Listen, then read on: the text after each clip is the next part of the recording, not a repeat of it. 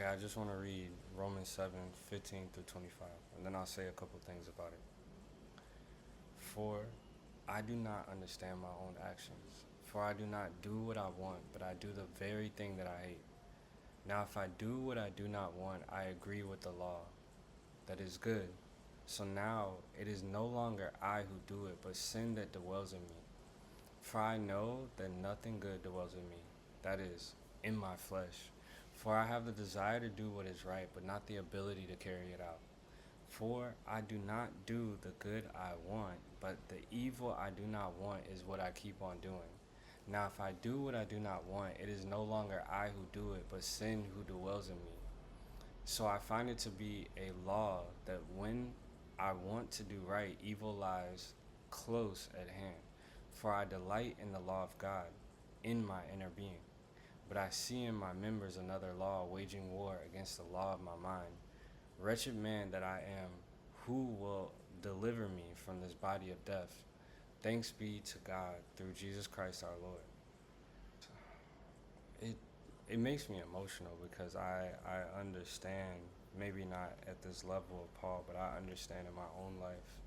It's just, we have this sin that we just cannot stop sometimes. And we just say that we want this, but we don't do that. And it messes with me. I'm just like, God, will I ever be okay? Will I ever be like, just, will I ever be able to stop? And so, Paul in this moment, he describes like an internal war. Every disciplined person understands. Everybody understands. Even disciplined or undisciplined, we understand this. Everybody understands this. You want to be focused. You want to be pure. You want to be aligned.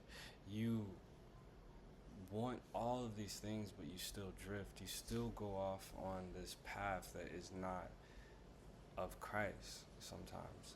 You still do these things that are not of Christ sometimes. You still fall into habits. You still repeat patterns. You still sabotage what you know is right. That tension doesn't mean you're fake, it means you're human. And so, something powerful in that moment, Paul doesn't end with, okay, I'm going to try harder, I'm going to be better. He ends with, thanks be to God through Jesus Christ. The answer to internal conflict is very simple here. It's surrender. It's surrender.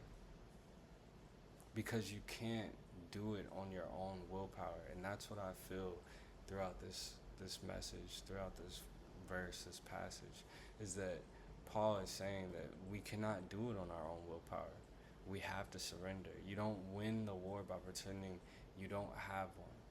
You win by recognizing you need deliverance, not just discipline. And you need this intimacy with the Lord. You need to have these conversations with the Lord. You need to constantly be in commune with the Lord because you cannot do it alone. Everybody feels this war. Everybody, me, you, anybody and everybody all around the world. So that's why so many people are scared to even become a Christian and follow God, because they are scared of the war that's inside of them. Few admit that.